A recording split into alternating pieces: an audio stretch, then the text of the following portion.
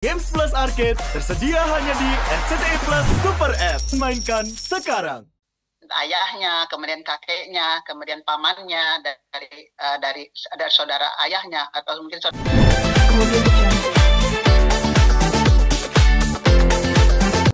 Mungkin terkait berita yang sedang ramai di Pengadilan Agama, salah satu public figure yang ditolak sidang isbatnya. Nah, mungkin tanggapannya seperti apa, Bu? Nah, menurut saya Pengadilan Agama tentunya punya alasan mengapa menolak permohonan penetapan isbat nikah. Jadi itu permohonan penetapan perkawinan. Nah, dalam hal ini saya yakin sekali Pengadilan Agama itu punya alasan. Nah, di antaranya itu adalah terpenuhi atau tidak mengenai rukun, terutama di sini rukun perkawinan. Di rukun perkawinan itu ada 5. Pertama ada calon mempelai laki-laki, ada calon mempelai perempuan, ada wali nikah untuk perempuan, kemudian ada saksi 2 orang laki-laki, dan kemudian ada ijab kabul. Nah, kalau di antara salah satu kelima rukun atau kelima unsur itu tidak terpenuhi, maka perkawinannya sebetulnya itu batal demi hukum. Nah, seperti itu. Nah, kalau batal demi hukum berarti kan berarti perkawinan itu ya tidak bisa, tidak sah. Nah, seperti itu. Iya, Bu. Nah, dianggap tidak sahnya apakah karena yang menikahkan ini bisa dibilang walinya seorang ustadz, bukan dari wali nasab atau wali hakimnya, Bu? Oh iya, jadi begini, mengenai wali nikah itu memang sudah ada ketentuan di negara kita, ada dalam peraturan perundangan. Itu pun bersumber kepada syariah Islam, kepada hukum Islam, bahwa suatu perkawinan itu wajib ada wali nikah. Nah, wali nikah itu ada 2 di dalam undang-undang kita, di dalam kompilasi hukum Islam itu ya sumbernya dari syariah Islam tentunya. Ada wali nasab, ada wali hakim. Nah, wali nasab di sini berarti wali yang mempunyai hubungan darah secara kalau di Indonesia secara patrilineal, ayahnya, kemudian kakeknya, kemudian pamannya, dari saudara ayahnya atau mungkin saudara laki-lakinya, dan itu harus beragama Islam. Nah, kalau misalkan ada keluarga di sini yang tidak beragama Islam, katakanlah dari keluarga dari calon mempelai perempuan, nah itu walinya harus wali hakim.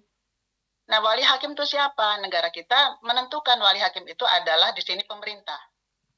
Nah, di sini berdasarkan Undang-Undang Nomor 22 Tahun 46 dulu tentang pencatatan nikah, talak, cerai, dan rujuk, itu ditentukan wali hakim itu adalah katakanlah Menteri Agama. Nah, Menteri Agama mendelegasikan kepada siapa? Kepada Kepala Kantor Urusan Agama. Jadi, bagi katakanlah calon mempelai perempuan yang tidak mempunyai wali nasab, entah karena memang katanya tidak ada keluarganya yang seagama Islam, nah itu harus wali hakim memang. Jadi dalam hal ini calon mempelai itu datang ke kantor urusan agama menyampaikan tentang hal-hal seperti itu, dan biasanya kantor urusan agama akan cepat menanggapi dan akan cepat sekali membantu tentang hal itu, karena memang kewajiban mereka.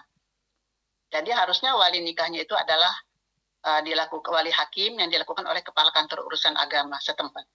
Berarti kita tidak bisa begitu, memilih ya, Bu, wali hakim yang akan dijadikan wali hakim itu ustadz atau ulama yang kita pilih? Tidak bisa memilih, karena dalam hal ini adalah memang peraturan yang menentukan.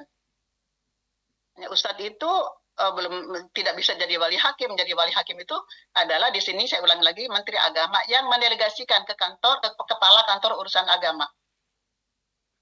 Nah, seperti itu. Nah, kalau misalkan ternyata di negara kita memang seperti itu. Kalau ternyata pernikahannya secara siri, Bu, apakah tetap harus menggunakan wali hakim atau wali nasab dari keluarganya atau gimana, Bu? Nah, dalam hal ini tentunya inilah kenapa sih harus nikah siri, kan begitu. Kenapa tidak katakanlah kalau misalkan ada calon mempelai perempuan yang tidak mempunyai wali nasab, kenapa harus nikah siri? Nah, nikah siri itu kan keluarganya juga tidak bisa menjadi eh, wali nikah kan, karena tidak ada yang beragama Islam. Karena itu harus wali hakim. Nah, harusnya tidak usahlah dilakukan nikah siri seperti itu. Saya yakin KUA itu akan cepat membantu kok, apalagi untuk hal yang baik, untuk mencegah orang melakukan perbuatan yang dilarang Allah, dilarang Tuhan, juga dilarang undang-undang kita. Oke. Nah, seperti itu. Mungkin kalau misalkan pernikahannya ini kan berarti nggak sah. Langkahnya seperti apa sih Bu untuk bisa mensahkan pernikahannya itu lagi, karena tadi isbatnya ditolak juga? Akad nikah lagi, nak. Maaf, saya biasa panggil nak ya, karena mungkin faktor usia saya juga. Jadi bukan maksud saya mengecilkan Ananda. Jadi dalam hal ini wajib menikah lagi, akad nikah lagi dengan wali hakim. Seperti itu. Iya Bu. Nah, kalau misalkan ternyata dalam perjalanan pernikahannya ini baru diketahui beberapa bulan setelah menikah dan ternyata isbatnya itu ditolak, dan dalam beberapa bulan ini ternyata sudah hamil, nah itu seperti apa Bu anak yang dalam kandungannya itu? Nah, dalam hal ini mungkin termasuk wati syubhat ya. Dalam hal ini, jadi wati syubhat itu, maaf, hubungan suami istri yang mereka sendiri tidak tahu kalau mereka itu sebetulnya akad nikahnya itu diantaranya ada wati syubhat karena tindakan, karena akad. Ini berarti karena akad. Mereka sendiri tidak tahu kalau perkawinannya itu adalah, katakanlah, tidak sah. Dan tentunya anaknya di sini tidak boleh dirugikan. Dan itu memang ada di dalam pasal 28 dari Undang-Undang Perkawinan. Juga ada dalam pasal 75 dan 76 dari Kompilasi Hukum Islam. Jadi katakanlah anak, walaupun itu terkait dengan pembatalan ya, tapi dalam hal ini pembatalan perkawinan maksud saya, tadi dalam terkait dengan wati syubhat di sini, anak itu tetap anak sah. Tidak hanya mempunyai hubungan hukum dengan hubungan nasab dengan ibunya, tetapi juga dengan ayahnya. Karena di sini dia tidak katakanlah sepasang suami istri dan calon suami istri itu sebelum dia menikah, dia tidak beriktikat untuk berbuat yang tidak begitu.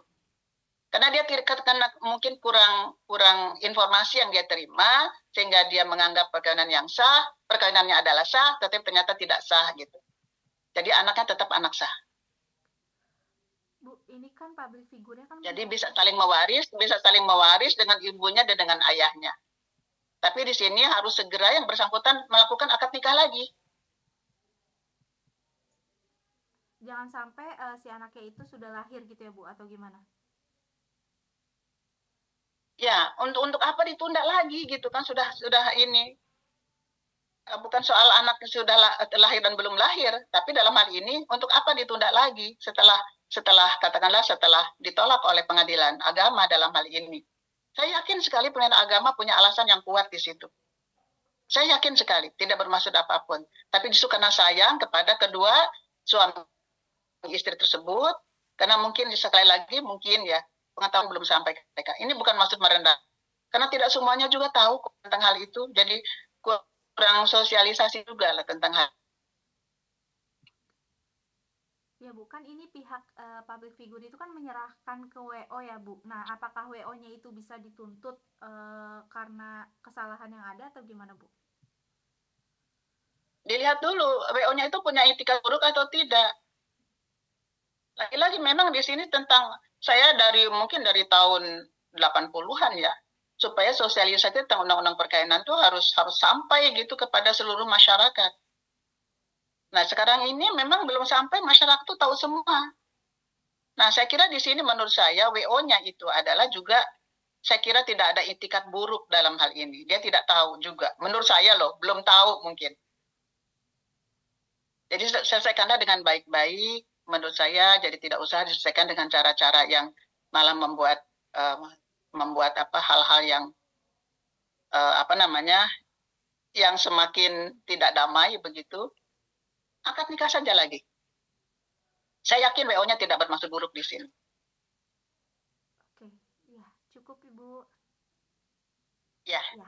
Makasih banyak ya Ibu. Mudah-mudahan bermanfaat. Iya, sama-sama, Pak Febi. Iya, nanti saya minta